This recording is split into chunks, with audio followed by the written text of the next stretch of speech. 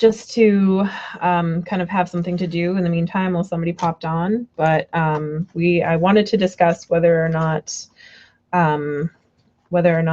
beginners could give accurate tarot readings. So yeah, I don't know if you have any thoughts about it, Mystery Watcher, but feel free to go ahead and say hi and decide and chime in about it. But I think they can. I am still very much a beginner. And well, it also depends on the setting of the read. I lost a watcher. Okay. I think it depends very much on the setting of the read. Yeah, so I don't know. Maybe I'll just go ahead and start discussing what I wanted to discuss to begin with. Okay, so if you're a beginning tarot reader, chances are that you are still very reliant on the book. Whatever came with your set, be it the little white book, be it the super thick big book. And reading for people is kind of intimidating and scary. And yeah, maybe it's something that you feel like you can't do, but unfortunately, and herein lies the rub, practice makes perfect. So you kind of have to read for people or else you're not going to get good at it. And you can give accurate readings, even if you are reliant on books for meaning still. I still very much am, just because there are so many types of decks out there, and there's so many different takes on the cards depending on who the artist is, and there's so many different meanings. Like I still like, like take my app out and look up stuff, or I'll have like I've got like 3 tarot books in my bag right now. But I don't read for people in person, and that is the trick. When I do my readings, I do most of them online. All of them are unpaid. I think it is unethical for a new reader to charge money for readings, just because there's still a lot of stuff that we don't know. And you should at least have a couple of years of reading under your belt, I think, before you decide to go ahead and charge money for it. So I do most of my readings online. A good place, actually, the first place that I started doing it because I was so scared, was on an anonymous posting app. I just posted in like there's a rando or an Ask Me Anything section. So I would post, yeah, I'm doing readings, and does anybody want a free reading right now? And I would get at least a couple of questions, a lot of repetitive. You have to get used to repetitive questions, and that was one of the first frustrating things that I noticed when I first started reading. Lots of, oh my God, there's a boy or a girl. Does he or she like me? And lots and lots of relationship readings. You're going to find that people who want relationship advice, those are the kinds of people that are going to turn to tarot. So you have to get used to that. And then the other thing about it is super easy to give an accurate. I find that having a question and a reading marinate for a minute, and even though you might not have the memorization down for tarot card meanings, being able to do a reading and you get your intuitive kind of whatever's first off of the cards, but then you can go back and look at your books and be like, okay, what other meanings might be here? And then you can kind of look at the spread again with fresh eyes, which is really nice. And then kind of go from there. And you don't have to worry about whoever you're doing the reading for looking at you and like waiting for you to be like, oh my God, how are you? Like, I can't believe you're looking at a book and doing a tarot reading. And eventually you'll be able to leave the book aside. But I mean, for now, especially for me, for now, like I started collecting decks because I was just like, oh, let me just start with one tarot deck and a little bit of reading. And then somebody showed me like, oh, look at this beautiful deck. And then like the next thing you know, I've got like 20 some odd tarot decks. So it's out of control already.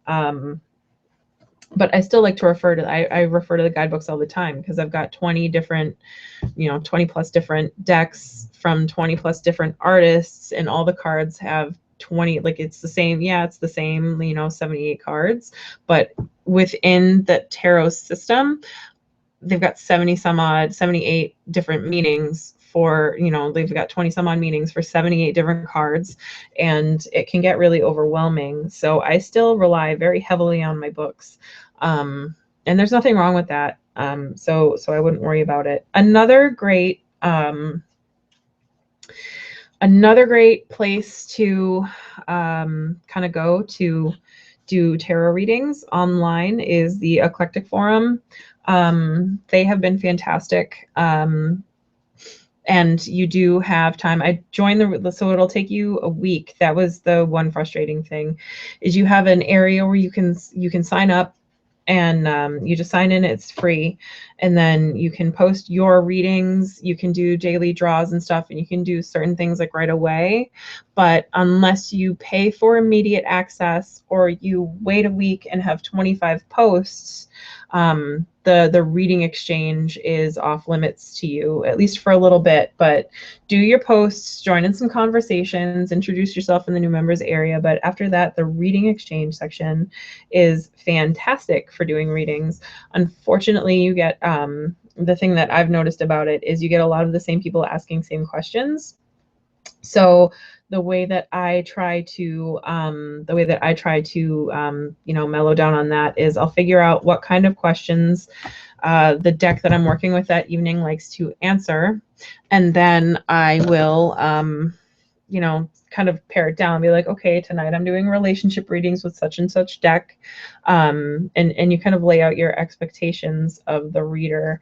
But eventually you'll figure out your own reading style. It's going to be different for everybody. I find that mine either is like super short and sweet or incredibly long-winded, which is very much me in real life. Either I'm gonna, like, I either have a lot to say or nothing at all.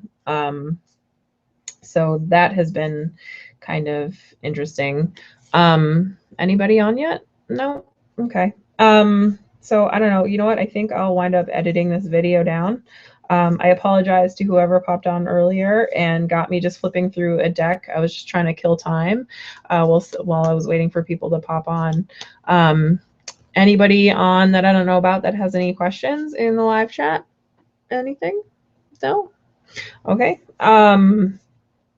So yeah, it's absolutely possible to do readings as a newbie. It just, when you're doing it in front of people, like actually sitting in front of you, that can be kind of mortifying, because you do wind up using the books a lot. Like I said, I still use books all the time. I've got like half the cards memorized, and then the other half I have no idea. I'm really struggling with the pips. I'm not a big fan of rote memorization, and it takes me a long time to really kind of grasp that. Like, I've got a few different meanings down. Like, you see the Three of Swords all the time. You do a lot of relationship readings, you're bound to see the Three of Swords pop up a bunch, and the 9 and 10 of Swords pop up a whole bunch. So I've got those kind of down, but the middle stuff, not so much. Three of Cups I know. And then I can't off the top of my head think about it. Usually too, I kind of, if you ask me off the top of my head, oh, what does such and such card mean? I wouldn't be able to tell you. It's when you get a picture of the card in front of me, which is why strictly pip decks, I think I would just go insane. Like, I don't understand how people can read with cards, like playing cards. That just drives me crazy, and it's probably not something I'll be doing for a long, long time. Which is frustrating because there are a lot of nice Lenormand decks out there that are actually playing card decks, which is why that's why I ordered the Line Strider. The same Ciolo Thompson, the woman that drew Line Strider, also drew a Lenormand deck.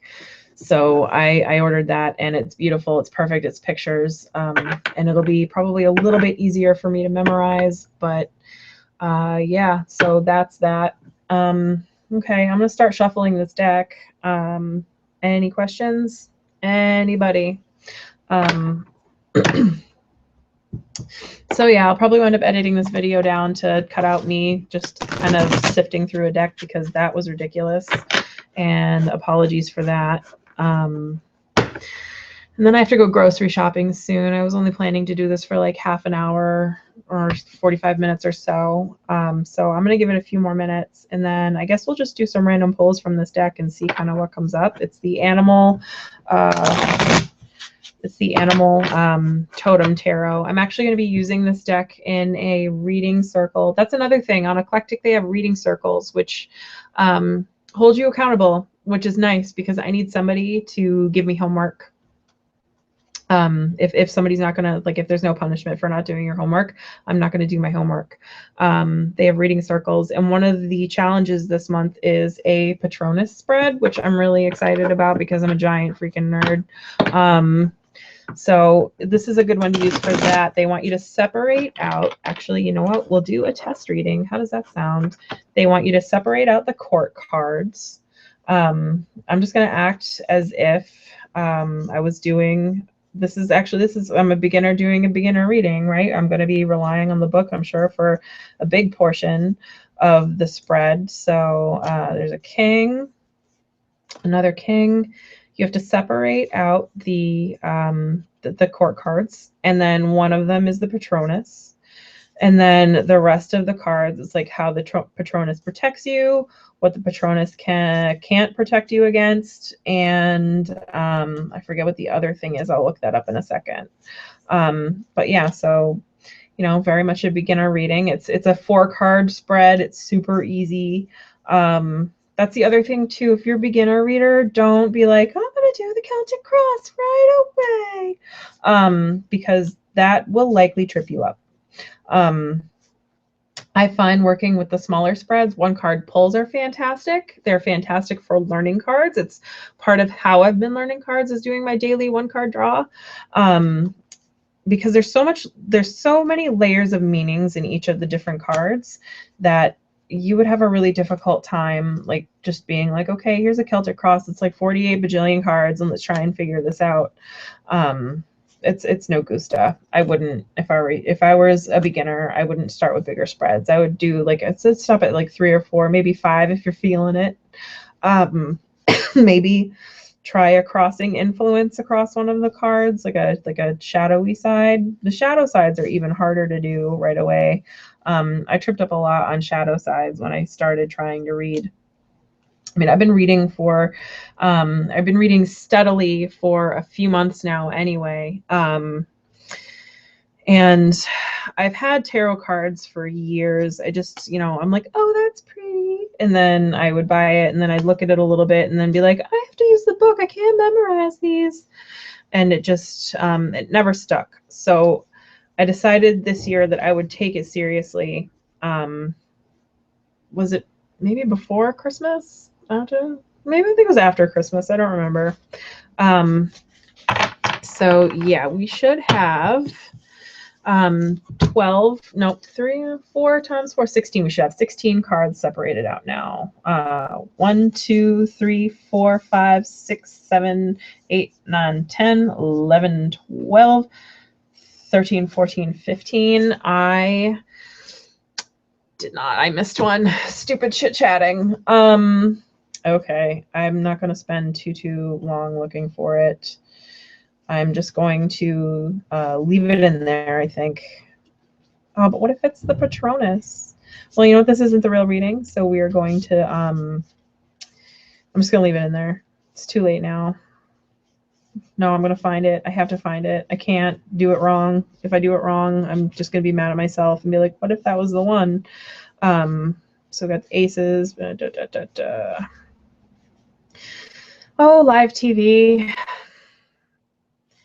Okay. Can't find it. It's not here. I don't think. Singing a little song.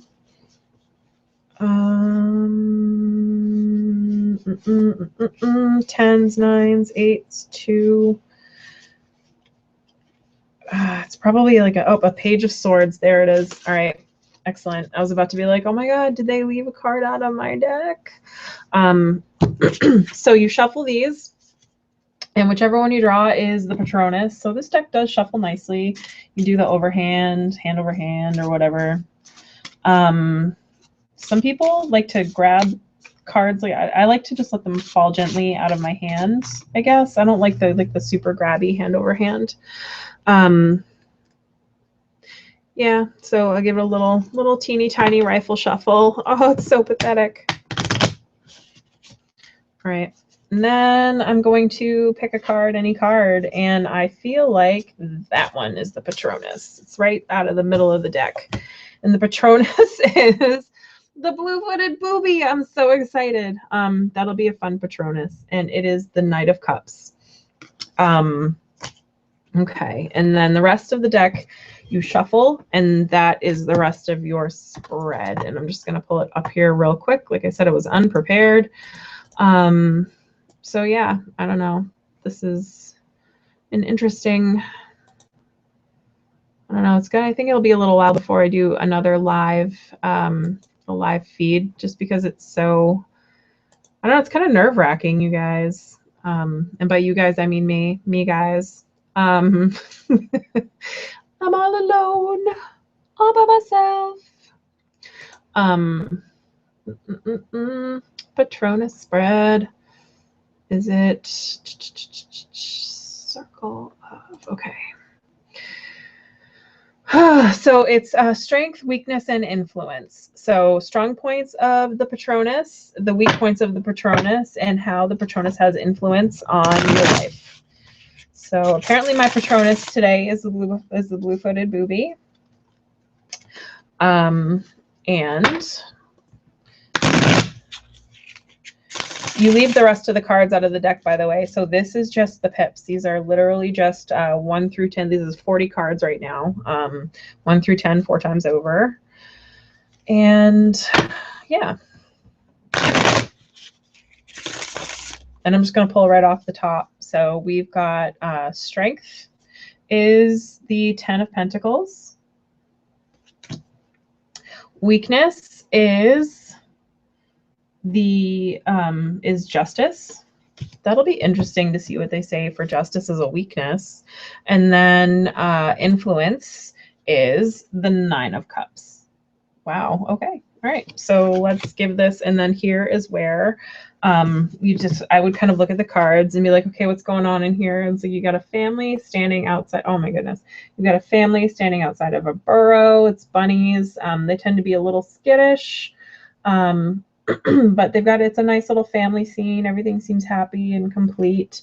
They've got a good home. It's nighttime. Things are dark. Maybe there's some stuff in the darkness that you don't see coming. Full moon. So that's something to take into consideration. And then for weakness, you've got the justice, which is a heron or a crane. I'll have to look that up in the book. And kind of standing on something that looks like snow covered, but I think it's supposed to be ocean spray. So that'll be an interesting, he seems kind of triumphant there. Justice is usually, kind of trying to make a decision. I don't see that in this card, so it'll be interesting to see what the artist had to say about that card. And then the 9 of Cups is the influence is a butterfly standing on top of cups. They've been balanced, but it's a nice sunny day. The meadow looks lush and green. The cups, they don't overrunneth, but they are kind of a little precariously stacked. So we'll take a look and see what else we can get, because that's what I've observed. You look with your eyes first, right? And then we go and we take out our trusty rusty reference. So this is Wands, where are the cups? All right, so we want Pentacles first, I think. Pentacles, 10 of Pentacles. And they have a note section. You know what? That's why the deck is so thick. They have a note section after each card. It's not just after. No, they don't. Okay, I lied. It's after each suit. Okay, so 10 of Pentacles, strengths. Rabbits are without a doubt a symbol of multiplying abundance. Breed as fast as rabbits. Mixed with the 10 of Pentacles, these rabbits want you to take notice of more than your money. You may have finished your journey through the suit of Pentacles. So it seems like the strengths of the Patronus is they're very watchful, prolific, maybe, strong family bonds, strong family ties, always there. Let's see. I'm not done with what is possible in the physical world in which you live, business and career, family and relationships, health and well-being. How can you take the blessings of your family and the community? Take a bag of groceries to your local food bank. So I guess it's like very blessed, very healthy, very, they're just good, abundant. So I guess the strength of the Patronus today would just be strong familial ties, general sense of well-being and at ease, but not without the ability of, not without also keeping the guard kind of up, which is nice. So it kind of gives you like that warm fuzzies, but doesn't, won't tell you when not to run. My Patronus can run really fast because bunnies can run. So weakness would be justice, which will be interesting. So that's 9. Or I'm sorry, 11. So the red-capped, it's a crane, red-capped crane, is defensive and instead of merely standing his ground, cannot be swayed from wanting others to know that he cannot be swayed from his own mind. Being right or wrong is less important than finding the right solution that benefits all involved. So this book doesn't give shadow meanings, which is really interesting. So I guess we'll have to kind of suss those out ourselves. Legal issues or concerns, making sure all your paperwork is in order. As you heal, you do a lot of shedding, lots of layers, family relationships, the card of resolution. It's the middle point of the major arcana. Yep, it's true. There's 10 before, 10 after.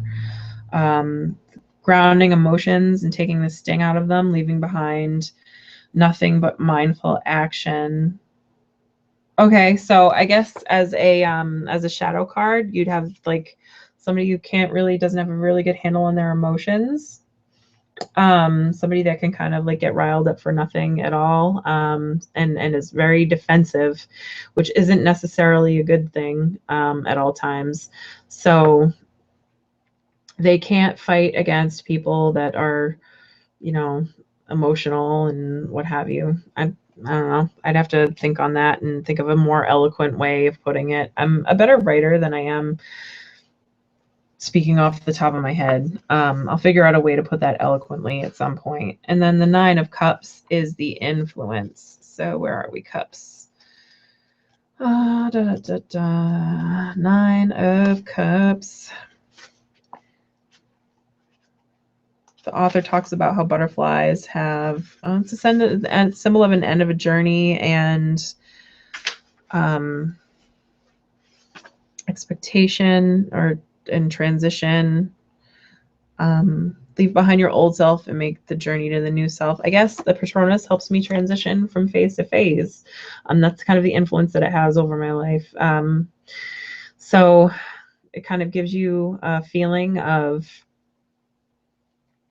helps a feeling of well-being and ease, but also making transitions easier. It has a hard time fighting against people, it has a hard time protecting against people who can't control their emotions very well, which I suppose is true in my life. I have a really hard time reining it in when others can't rein it in, and then it kind of spirals from there. So that is an interesting card for that. And then I'm just going to read about the Knight of Cups so that way we can kind of see what's going on there. I'm interested to see what it says about the blue-footed booby. I love those birds. They're just so good. They're just so, so good. 10 of Cups to the Ace of Swords immediately. Did they put the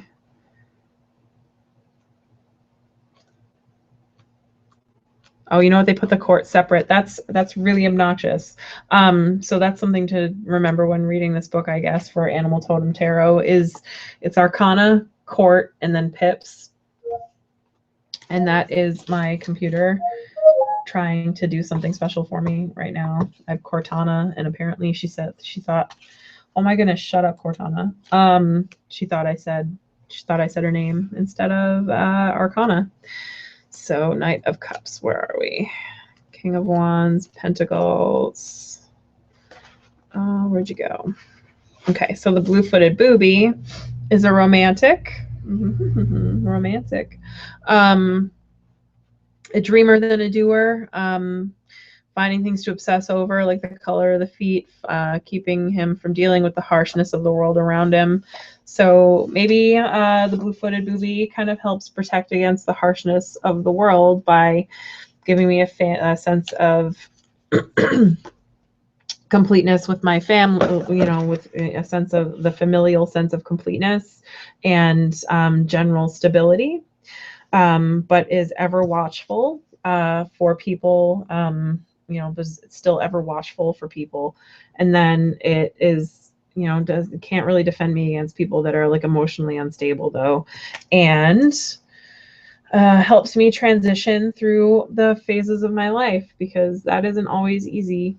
And it has it can't defend against emotional people because it's busy handling me, and I am an emotional people. So that is how a beginner does a reading. And I found, considering it was short and sweet, it takes you a little bit longer because you do have to look everything up. But it wasn't necessarily a bad reading.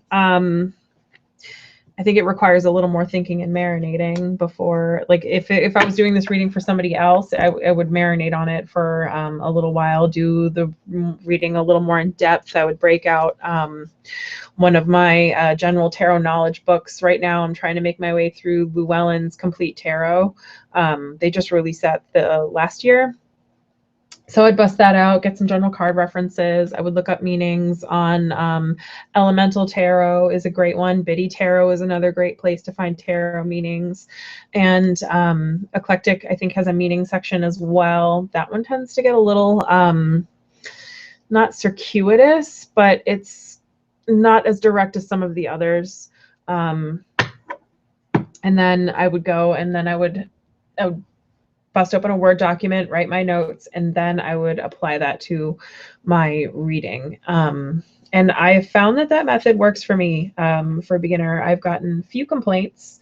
And by complaints, just this doesn't resonate with me. And it's very deck to deck too. There's one deck, the Tea Leaf Fortune readings. Those are not working out. I think those are more of a novelty than an actual reading deck. I know Kelly from Truth and Story has really good luck with those, but I have found that not so much, just because they are so specific. Maybe I should do what she did and take the people out of it. But I don't. I think I'll still give it a try, but I feel like that's more like a party kind of a, let's see what your Tea Leaf Fortune is. We're having dinner and cocktails, and oh my God, isn't this cute? But those that can use that deck seriously and get good readings out of it, kudos to you. So yeah, that is what I would consider. Yeah, I don't know. All right, so it is 7:21 and I'm hungry, so I'm gonna go to the grocery store now. I hope that whoever joined on before I don't know. I'm sorry that they popped in while I was being a boring fuddy-duddy. And next time I know that I'm just going to talk about what I want to talk about. And hopefully people who pop in won't be so bored. All right. Thank you guys. Have a good night. Drive safe. Stay safe during the blizzard tomorrow, or that's Tuesday. Stay safe during the blizzard on Tuesday if you get it.